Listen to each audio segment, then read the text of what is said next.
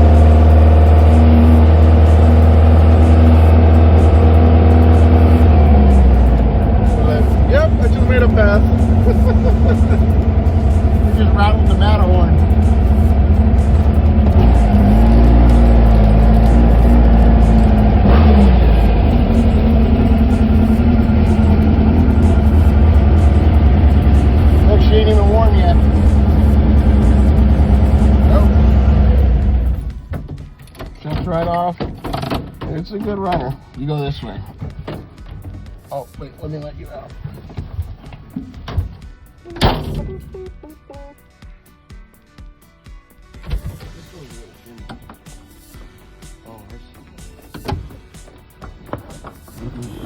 Your fucking hand's fucked up.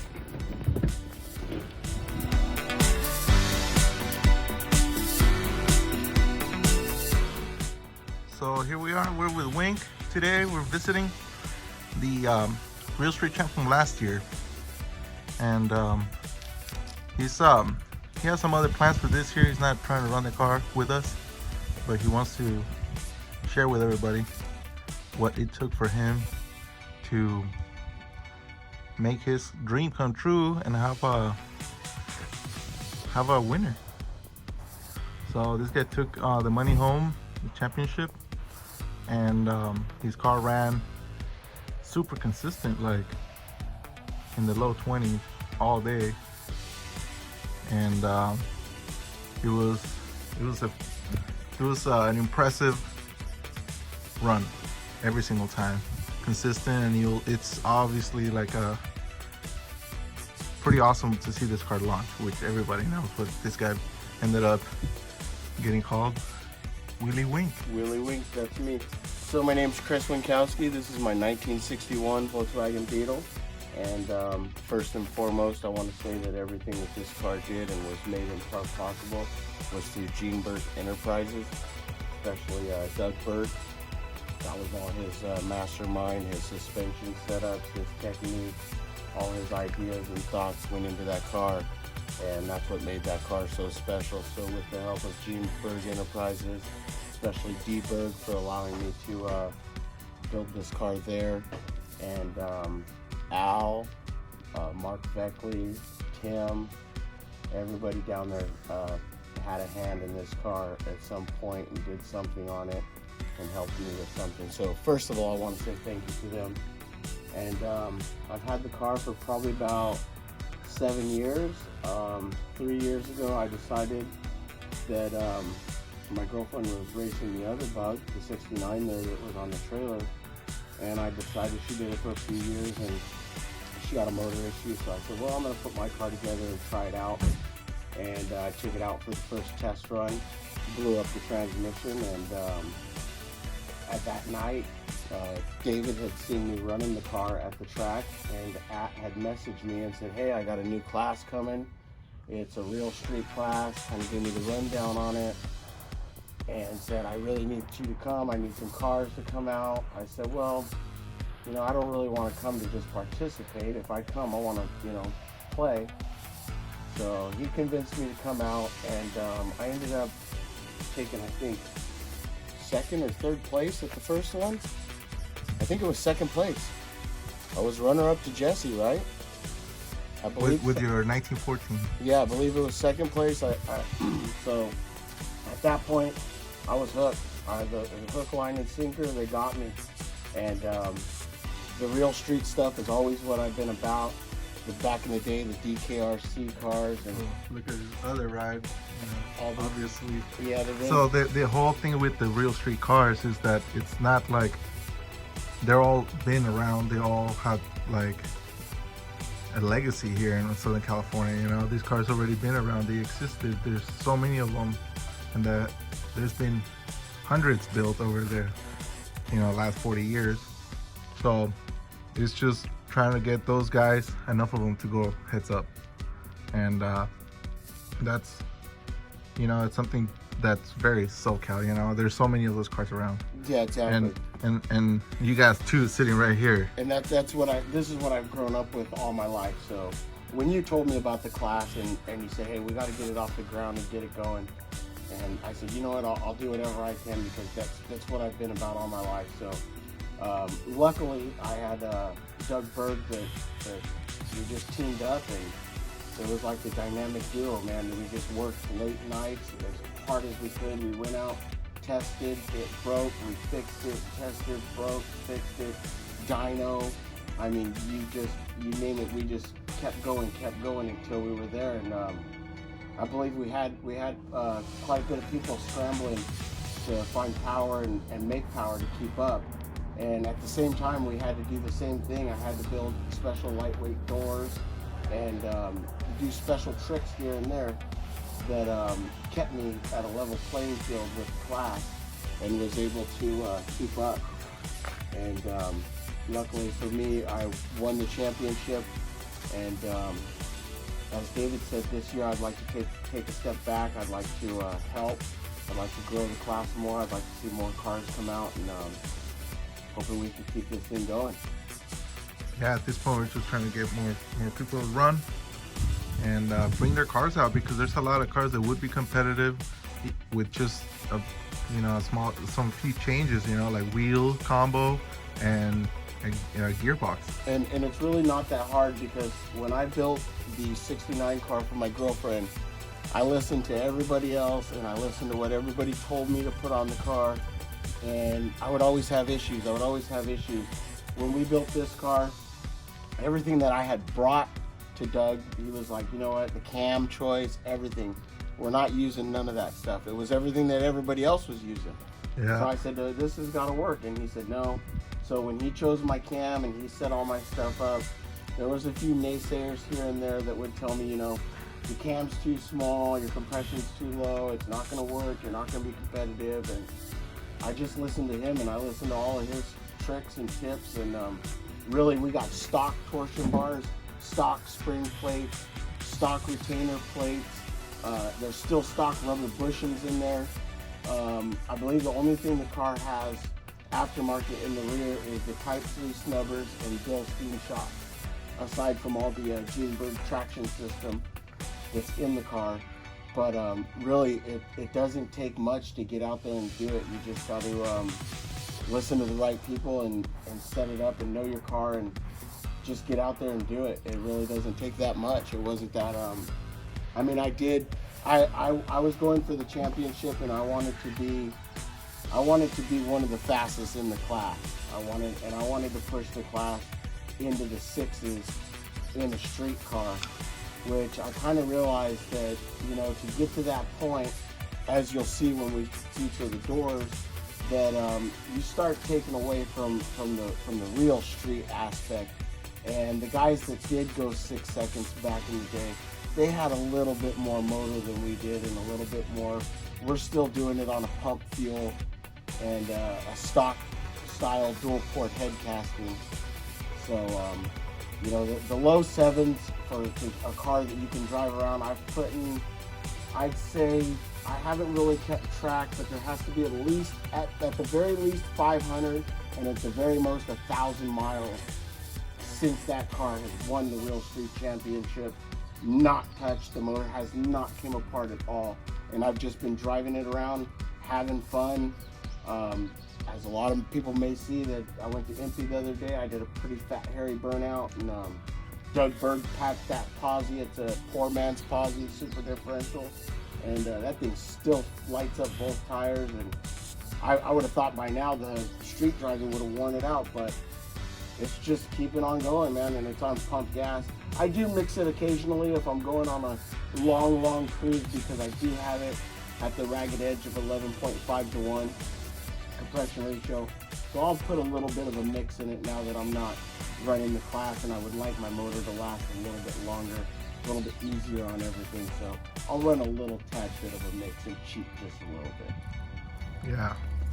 Yeah, and that also can be just addressed with just backing up the timing a few degrees. Yeah, exactly. But if you don't want to mess with that and just keep it cool and coat the valves and all that, it doesn't hurt it.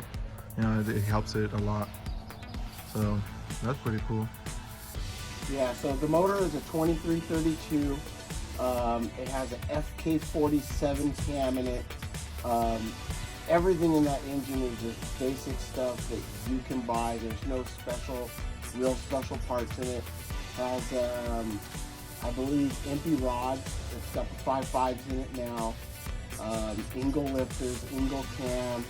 It does have HD steel push rods. Has Potter 1.5 roller tip rockers in it. It has the CB044 wedge port heads, which have been ported by Clyde Bird. And then Doug and myself went and pushed them a little bit more out, and then did the manifolds to match all the way through, got rid of their lips, and really opened up the power when we did the manifolds. The motor makes 242 horsepower at, I believe, right around 7 or 75. It makes up above 200 at 8,500 still. So it doesn't have a dramatic drop off. It makes really good power up high in the RPM range. The motor has seen in the water box about 11,000 on a free spin, which isn't good for it, but I've had the limiter off it and accidentally found it. But she'll pull the 9,500 on a pull. It'll pull the tack up to 9,500. So she's a high rever, and it's got the 48 IDA carburetors. They've been worked by Doug. Has profiled shafts, all the modifications that you could do to a 48 and still keep it a 48 millimeter throttle plate. Yeah, that's just some badass 48. Yeah, it's got everything that you could do possibly to a 48, has been done to them by Doug. So, and then when we got to the high horsepower range, we were having trouble with the jetting because we would get a really big number, but the motor wouldn't run down low. It just wouldn't run. It was way too fast. So Doug came up with the third jet system that I'm not sure many people catch that's on there. And it's got a little spiral and a piece of brake tubing. And what it does is it allows me to run a regular, you know, maybe like maybe like a 220 horsepower jetting setup. But then when it gets up into the higher RPMs, it feeds it the fuel to make that extra horsepower. So combined with the third jets, the manifolds, and advancing the cam a few degrees, that's how for the last race we pulled the 242 horsepower out of our hat. And that was barely enough. And you ran how many 24s in a row? 4. And I ran 4 in a row, and there was like 6 runs that day. But because of the transmission at that point, I was going to go to a Genberg 5-speed, a bus 5-speed, which the bus 5-speed's a lot heavier and it takes more horsepower to turn. So we were barely getting to the number we wanted, so we really didn't want to sacrifice any. So we reverted back at the last minute to the old setup, which was in the car tried and true, the Type 1 4-speed. And that transmission had a lot of about 50 to 60 passes on it. And I knew that it was on its last leg. So any chance I got that day, I just drove the car down. I just threw my darts. I didn't take any chances. And when I had to run the car, I threw down the number, and it did. It surprised me. It was a fairly warm day, and I ran 724 at very, very close to 95 miles an hour, 94 point something. It was about 724 at 95. And it's what it took me.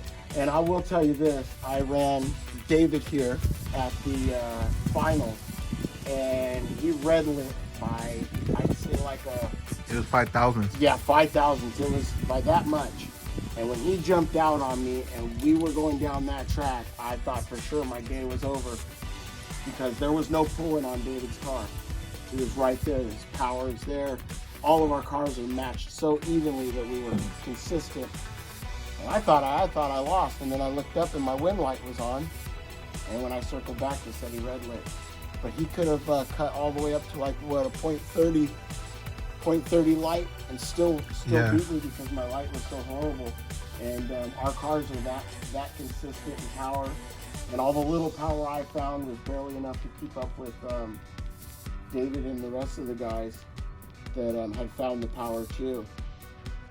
So, Yeah, and it's like crazy how you look at like the first ones where people were like in the 70s, 80s, you know, and then boom, Jesse jumps to like the freaking, you know, right away like 40s. Then the next one, everybody's 40s, 30s, and then like look, and then the next season is like, yeah, that was boom, fucking that 2-3 cars in the fucking 20s first round.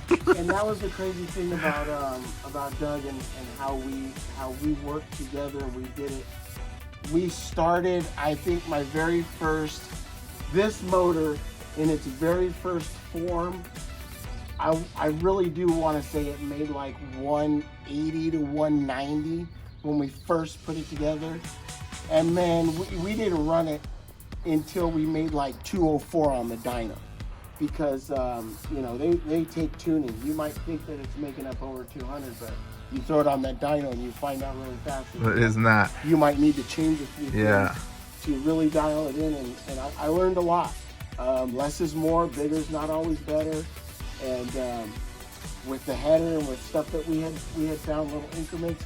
I believe the first time I went out, I had 204 horsepower. Then the second time we went out, we got up around 214. And then the next time was about 224. And then the last race was the only time I ever raced with the big power.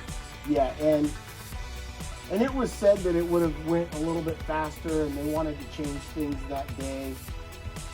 and do things a little bit differently. But Yeah, I remember Doug telling me, he's like, well, we thought we were coming to be here on the teens all day. yeah, it was going to go, they said 17. They said for sure Yeah. 17. They just wanted me to change the jet. And I was so worn out from working on the car.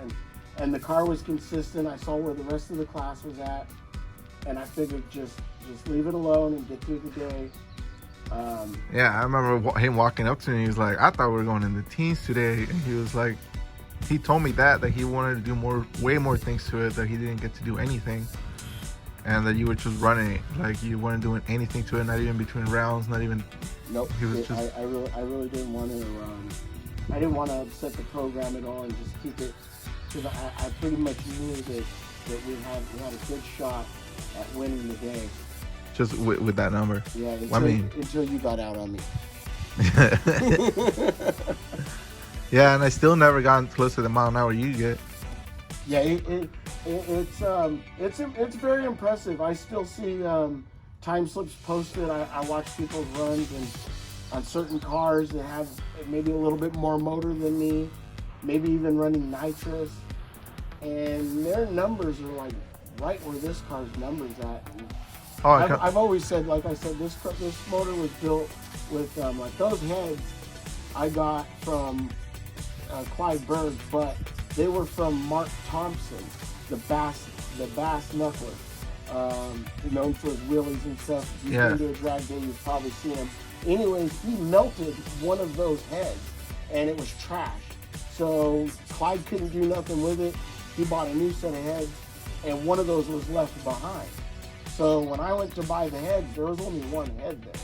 And he ordered that with a blem from CB that is cut to like 101 or 96, something bigger than 94. And it's got 4 tabs welded in each side to hold the 94 in. So that motor's a hodgepodge of parts that I scrounged together, and I did what I could with what I had, and I made it happen. And if you really put some money and some time into it, and you can really have a lot more than what I have for you know what I mean? Yeah. And I always said if I put one of the other guys' motors from the class into this car, it probably would have went into the 6s, because a lot of those cars are making really, really big power, but the real big key to it is unlocking the suspension and figuring out, I never liked not running the front shocks, but we drilled them out and put a little bit of oil in them on what we could, and to soften them up, but the front end was still bouncy. And that's what the key to everything was, the suspension. And anybody that's seen this car launches, I was told wheelies will never win races. And when this car wheelies, it doesn't only go straight up, but it goes straight up.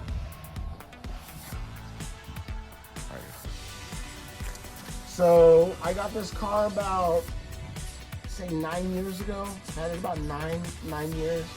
I got it from my friend Dylan. I actually had a Baja Bug that I wanted to turn into a drag car and weld the clips back on. And my friend Dylan had this car, and he wanted my Baja Bug. So he said, yeah, I'll trade you the bodies. And this body was a green color. It had mismatched fenders on it. It was all different colors. And I took it home, and this car is actually painted with Rust-Oleum paint cans. I spray painted it white, and I did the dash and did all the detail stuff, like around the lights and the rubber. And if you really take your time and you do all the detail stuff, even with a can of spray paint, you can make the car look nice like mine. I mean, it's not hard. It really just takes the details in. I drove it like that. It did not have the Herbie stickers on it, and it had a 1915cc in it with the wedge port heads on it. And it ran really good, and I drove it all over. Drove it from San Diego to Orange County plenty of times. And it changed hands in between me and my father a few times.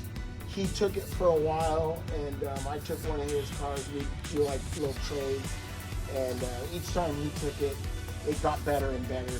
He did he went through and put all new wiring harness in it, fuse box, did all the electrical, made everything work. This car actually has 4-way flashers in it. So, and I just always loved this car because for one, I think the 58 through 61 is the favorite year for mine because I never really been a fan of the smaller oval windows. When you drive an oval window, you realize why they made the window bigger. And this car still has a lot of the simple things like the small tail lights and stuff like that. So Yeah, the wiring, the simpler wiring, small windows. Yeah, and the foot switch. Something about this car, I've always loved it. And when I was in high school, when I was a kid, I always loved. Who isn't a Volkswagen guy that hasn't seen Herbie the Love Bug and doesn't love it? So when I was a kid, me being cow look history and always being around these cow look type cars, I was like, man, imagine if you had a Herbie that was like a cow look car and could pull wheelies and really do that stuff. So when I was in high school, I'm walking home from school and here comes a cow look Herbie driving up the street. And he had BR. It was pretty much set up like how I have mine. And I was like, oh my God, there was my idea. And it looked so sweet, man.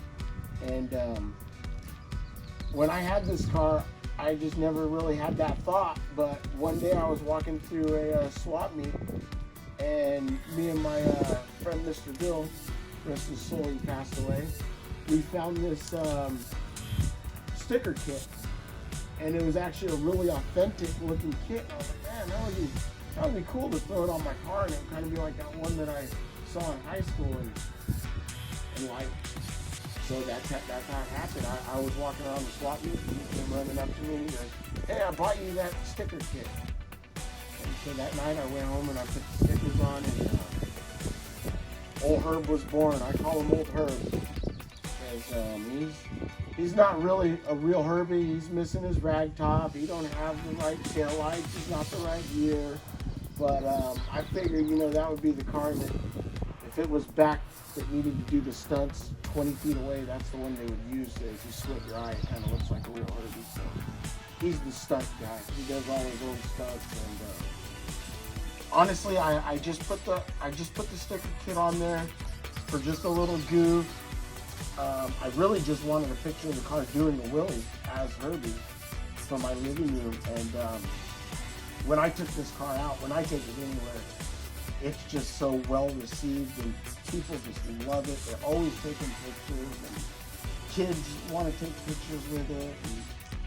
And it's almost like I have to leave it the way it is. And that's why now it's kind of just a part of the real street history and a part of what I did, and I'd like to leave it like this. And just I've moved on to a few other projects, and we're just letting it sit, and we're gonna see what else unfolds. Yeah, still see you driving it to meets all over SoCal all the time. Yeah, that's one thing. Stays moving. Yeah, that's one thing that that I did when I did do the racing. Unfortunately, because I got so serious into it, I got to the point to where I would drive the car, but I wouldn't enjoy it. Like, you know what I mean? You would enjoy the car.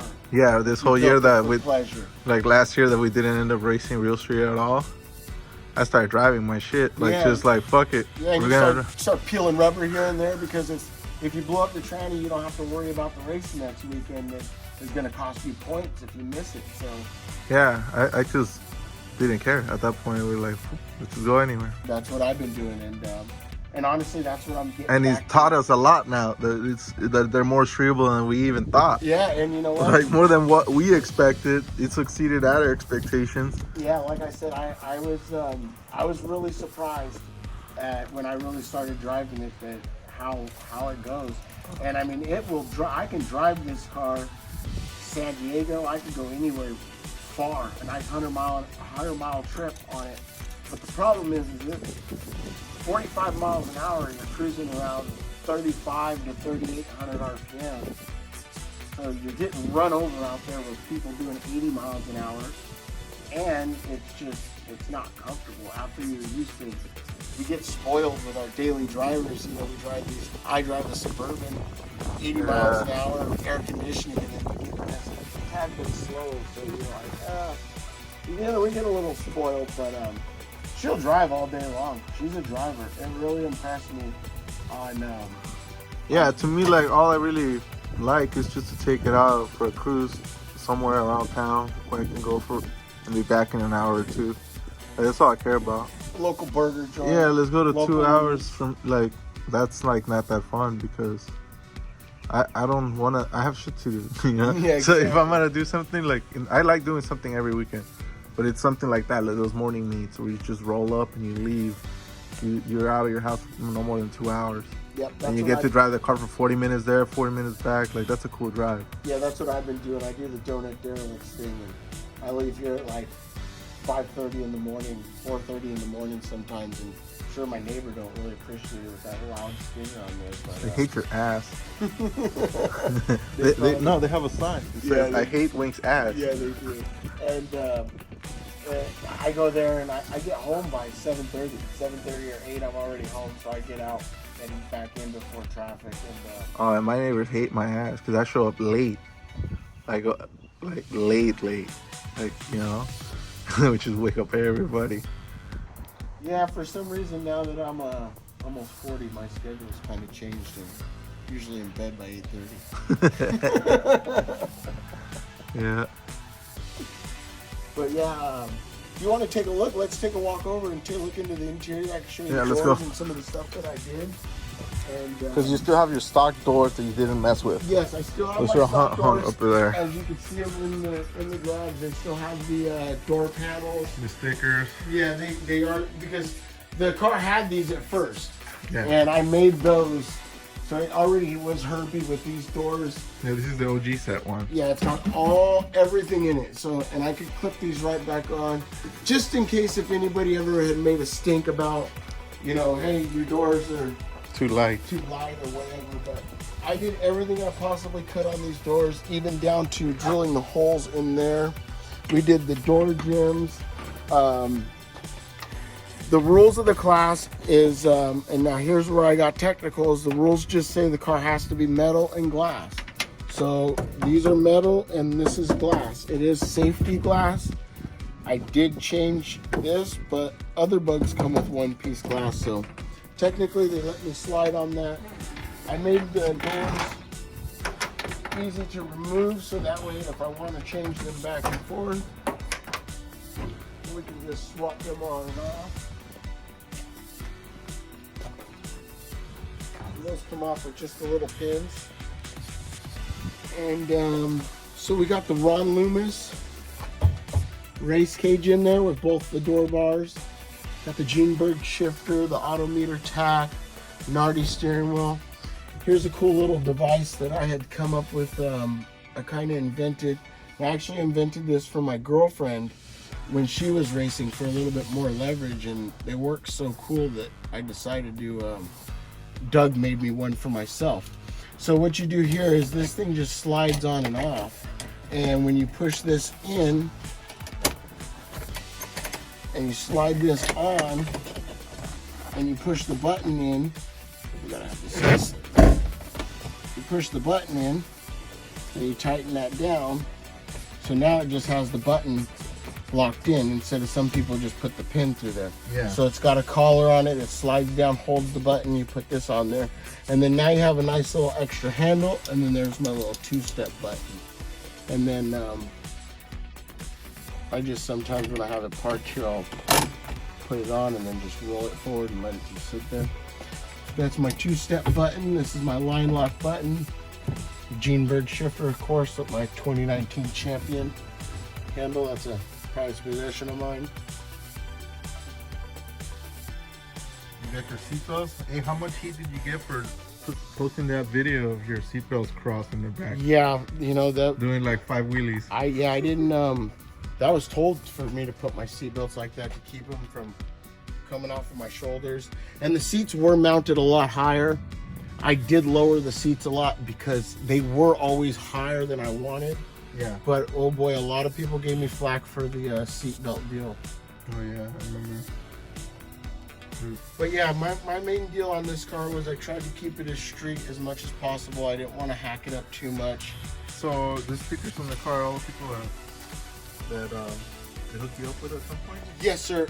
And Der Speed Shack was actually a local speed shop that was in Fullerton that had closed down. But they had sponsored the car. They gave me my pistons that were on there. And then if you come over to this side,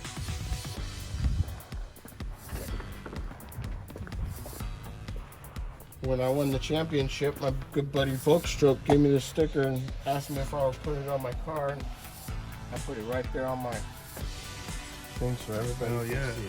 I can represent Volkstroke. There you go, got the bird sticker, and there's the local meat around here, right? Yep, Carbs and Coffee. Actually, I only had these stickers on here, and a little funny story is I came up to my car and this was on there, and one of the guys from the club gave this sticker to my son, and he stuck it on my car right there, and it was my son, and he did a good job. So hey, it's a new sticker. We're leaving it. How about this ignition system? Can we share with that?